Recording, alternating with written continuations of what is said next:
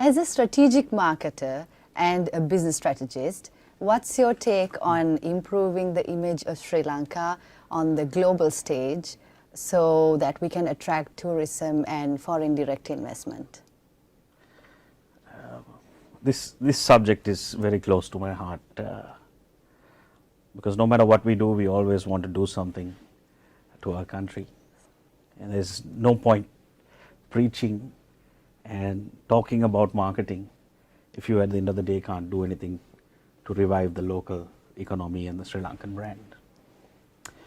I mean, I have some very strong views on this. We all know the problems we are facing. But you know, marketing and management accounting and strategy teaches us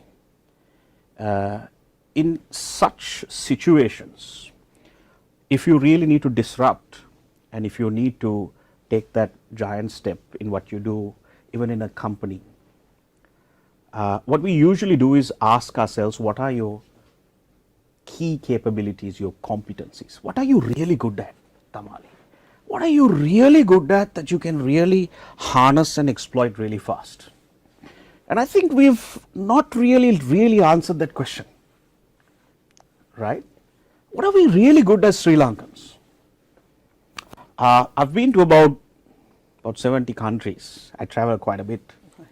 And it's when I come back, I always want to come back when I go because I miss Sri Lanka so much.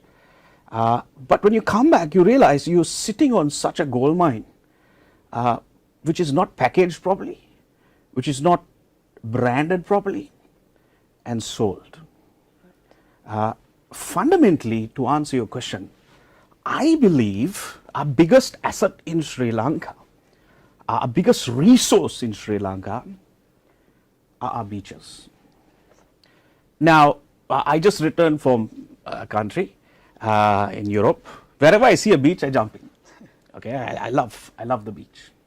It's ironic that I never do that in Sri Lanka, and we are an island. It's ironic that we have 5-star hotels in Gulf Face. I don't want to mention names. Some of them chains, some of them local brands. All of them there, from Mount Lavinia all the way to Fort. None of them have a private beach.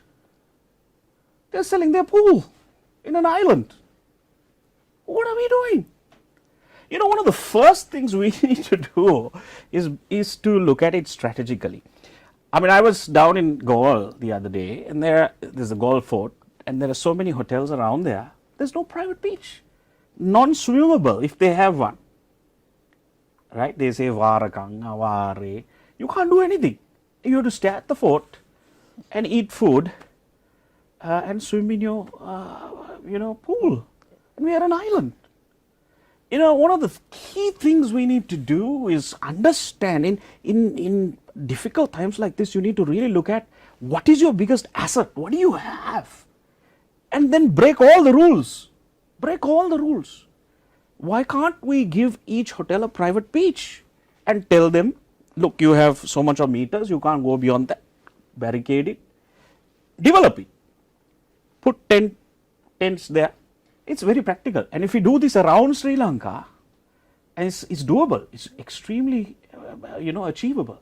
If we do this around Sri Lanka, I'll tell you, overnight we're going to have a huge increase in people wanting to come to Sri Lanka, because even as it gets cold everywhere in the world, people look at tropical countries. Why are they going to Hawaii? Why are they going to Italian beaches? We have such pristine here, right? And we keep admiring Maldives and Seychelles and the Great Barrier Reef and all that. We have everything here. I, of course, have a lot of other ideas, but this is one thing that we can do earnestly, fast. You don't need to borrow anything. You just need to empower, and you will achieve it. So that's one idea. But there are so many others. In the interest of time, I'll leave it at that.